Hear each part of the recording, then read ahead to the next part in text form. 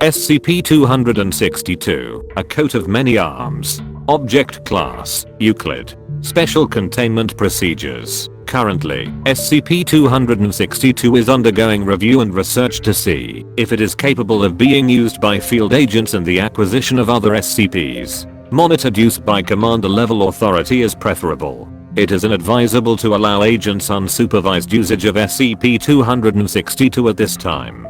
When not in use, SCP-262 is kept in a climate-controlled room at site data expunged, guarded by at least 2 level 2 security personnel.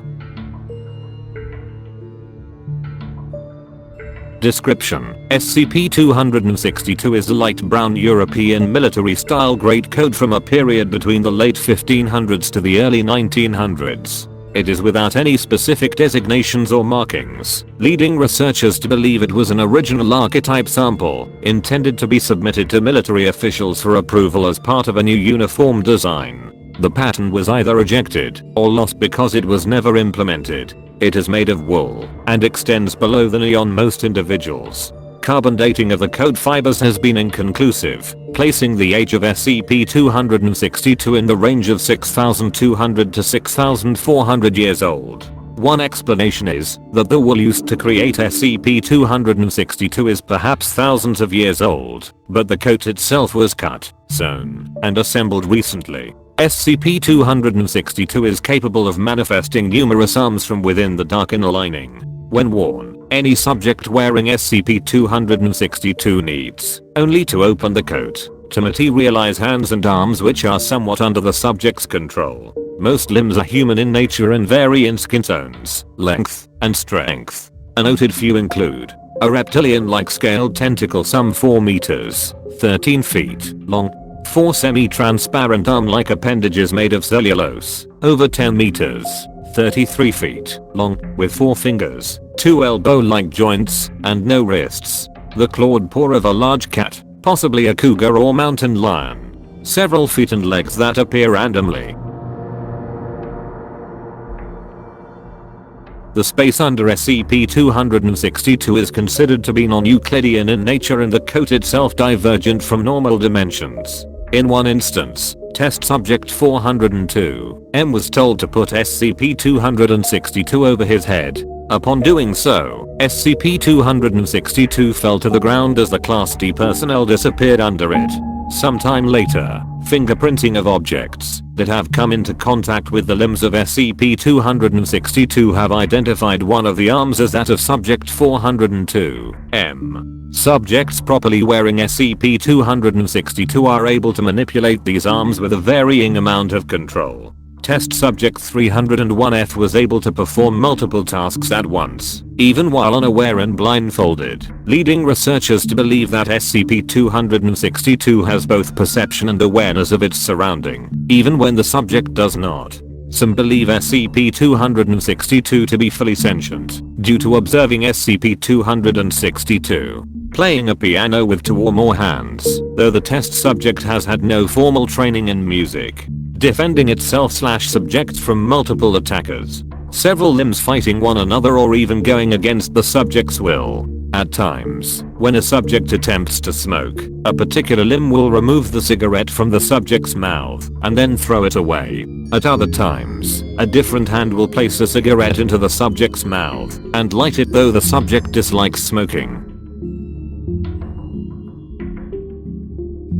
Acquisition: SCP-262 came into the Foundation's care when the administrator relinquished his ownership of the coat in the late 20th century. Because of his status, the administrator is granted special rights which effectively allow him to remain silent about the origins of SCP-262, how he came to possess it, and how he has used it in the past.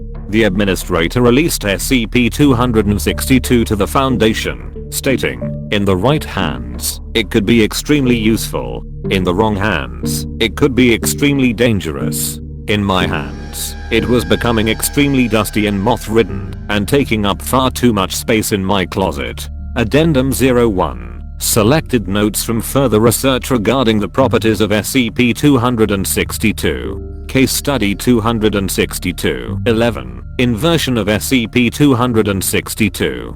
Trial 7. After putting on SCP-262 properly, Subject 722, M attempts to turn the right arm sleeve inside out as he removes his arm. Many disembodied voices cry in apparent pain. Subject 722, M is instructed to continue inverting the sleeve. Multiple arms emanating from within the lining of SCP-262 reach out and attack Subject 722, M in an attempt to remove the coat. Subject 722, M tries to retract his arm, but in doing so, inverts the sleeve of the coat. A long cellulitic arm appears from the opposite inner lining, reaches around and up through the inverted sleeve, grasps Subject 722, M's caught hand, and pulls violently, the force of which dislocates the subject's shoulder and amputates the arm at the elbow. With SCP-262 in typical position, all emanating arms retreat, and audible wailing of voices cease.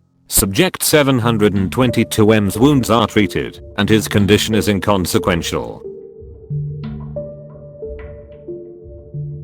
Case Study 262-42, Placement of SCP-262 on a Mannequin. Trial 1. SCP-262 is placed on an anatomically correct human male mannequin dressed in typical SCP personnel attire. After several minutes, a single human arm emanating from the inner lining of SCP-262 reaches up towards the mannequin's face. After several prods of apparent curiosity, the arm retreats, and no further movement is recorded for the duration of the test. Trial 4. SCP researchers place SCP-262 over the head and shoulders of a similar, but different mannequin. After a few moments, SCP-262 fell to the ground with the entirety of the test mannequin disappearing below it. Addendum. It has been noted that a rigid wooden arm resembling that of the test mannequin has been witnessed emanating from SCP-262 since this trial.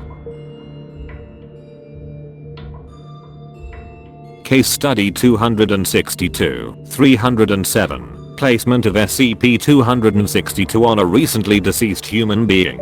Trial 1. Research personnel put SCP-262 onto the body of a recently deceased Class D personnel, recently terminated in an experiment with SCP expunged. The body is whole, unscathed and mounted into a seated position on a chair. After a few moments, a single human arm emanating from the inner lining of SCP-262 reaches up towards the body's face. After several prods of apparent curiosity, the arm retreats. After several more moments, the body which SCP-262 is on begins shaking violently. A popping and snapping sound is heard, and the deceased's hands, visible at the end of the sleeves, suddenly retract. The body then stills. A human hand reaches up the back of the deceased's neck from the collar and pulls the head up into an upright position. Numerous hands and arms crisscross the chest and abdomen, and straighten the body. Two cellulitic arms reach down the body's legs and grip the ankles. SCP-262 pulls the body into a standing position as other arms of cellulose come down each sleeve. SCP-262 continues by breaching containment and overpowering security. At the time, MTF-9, aka Fire Eaters, were present in the facility to provide reinforcement. Discharging their flame accelerators in an aggressive fashion, members of MTF-9 were able to corner SCP-262 in a blind hallway. When cornered, a hand from within SCP-262 pulled the coat up and over the head of the body it was using. SCP-262 collapsed to the ground with the body of the Class D personnel disappearing beneath it. It is unknown if the incident was caused by the will of SCP-262 or the will of the body of the recently deceased Class D personnel used.